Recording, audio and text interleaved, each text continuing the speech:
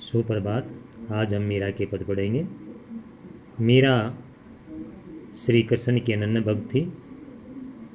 वह उसे अपना सब कुछ मानती है और उसके लिए सारी दुनिया को छोड़ने को तैयार हो जाती है। मीरा सगुण भक्ति धारा की महत्वपूर्ण कवयित्री है और इसकी भाषा में राजस्थानी मिश्रित शब्दों का प्रयोग देखने को मिलता है। इसने मुक्तक छंद का प्रयोग किया है और कहीं कहीं ब्रज भाषा का प्रयोग भी इसमें देखा जा सकता है। तो पहला पद हम पढ़ते हैं। मीरा कहती है, मेरे तो गिरधर गोपाल दूसरों न कोई। मीराबाई कहती है कि मेरे तो गिरधर गोपाल अर्थात श्री कृष्ण ही सब कुछ हैं, दूसरे से मेरा कोई संबंध नहीं है। जाके सिर जिसके सिर पर मोर मुकुट, मोर का मुकुट है, मेरो पति सोई, वही मेरा पति है अर्थात श्री कृष्ण ही मेरे पति हैं।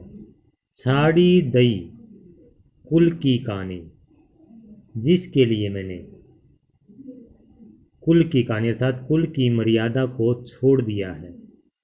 कहा करे ही कोई, अब उसका कोई कुछ नहीं कर सकता अर्थात श्री कृष्ण को अपना पति मान चुकी है। उसके लिए उसने कुल की मर्यादा को भी छोड़ दिया है, अब उसका कोई कुछ नहीं कर सकता।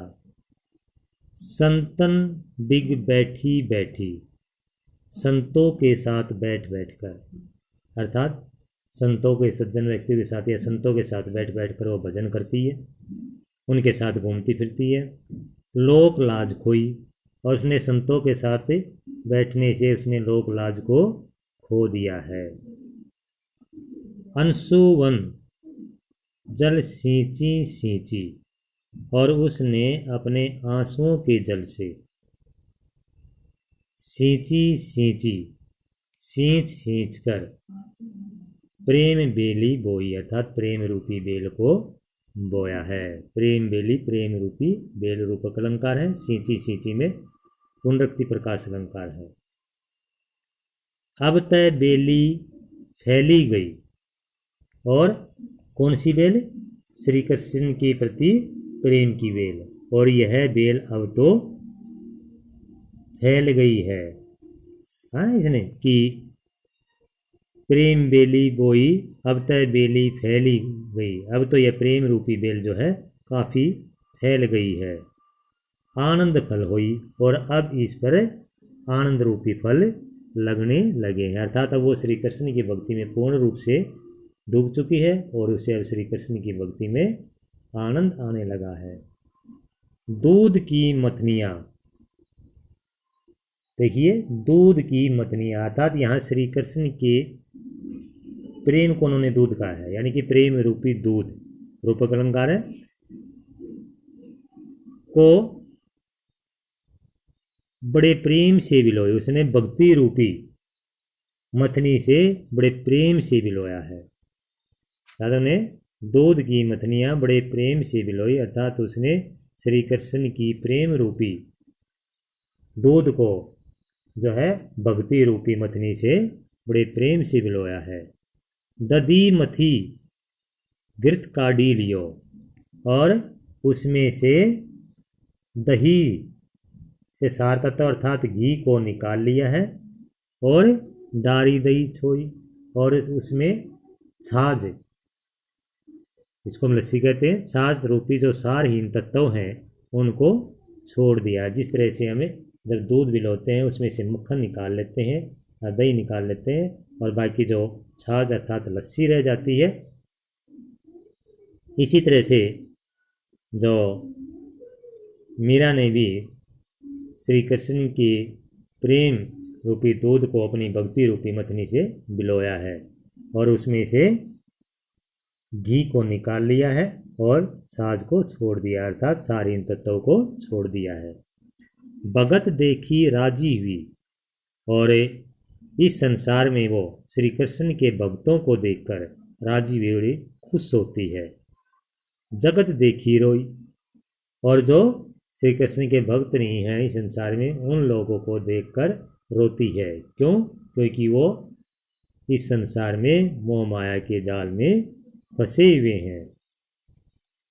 दासी मीरा लाल गिरधर, और अंत में मीरा कहती है कि वह तो गिरधर की दासी है, अर्थात वह स्वयं जो है श्री कृष्ण की दासी है। तारो अब मोही, अब वही इसे इस संसार रूपी भवसागर से पार कर सकते हैं, अर्थात वह अपने उद्धार के लिए जो है श्री कृष्ण से प्रार्थना करती है।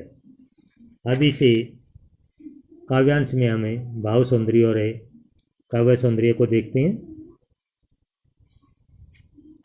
भाव सौंदर्य में जो है यहाँ मीरा का श्री कृष्ण के प्रति अनन्य प्रेम व्यक्त हुआ है, और वे कुल की मर्यादा को भी छोड़ देती हैं, अर्थात श्री कृष्ण को ही अपना सब कुछ मानती हैं, और श्री कृष्ण रूपी बेल को आंसुओं से सींच कर बड़ा करते और उस पर भक्ति रूपी मथानी से सा रूपी घी निकाल लेती है और अपने उद्धार की प्रार्थना श्री कृष्ण से करती है। काव्य सौंदर्य अर्थात शिल्प सौंदर्य में देखते हैं कि इसमें राजस्थानी मिश्रित ब्रज भाषा का प्रयोग किया गया है। दूध की मथनियाँ छोई, इसमें न्योती अलंकार है। प्रेम बेली में रूपक अलंकार है।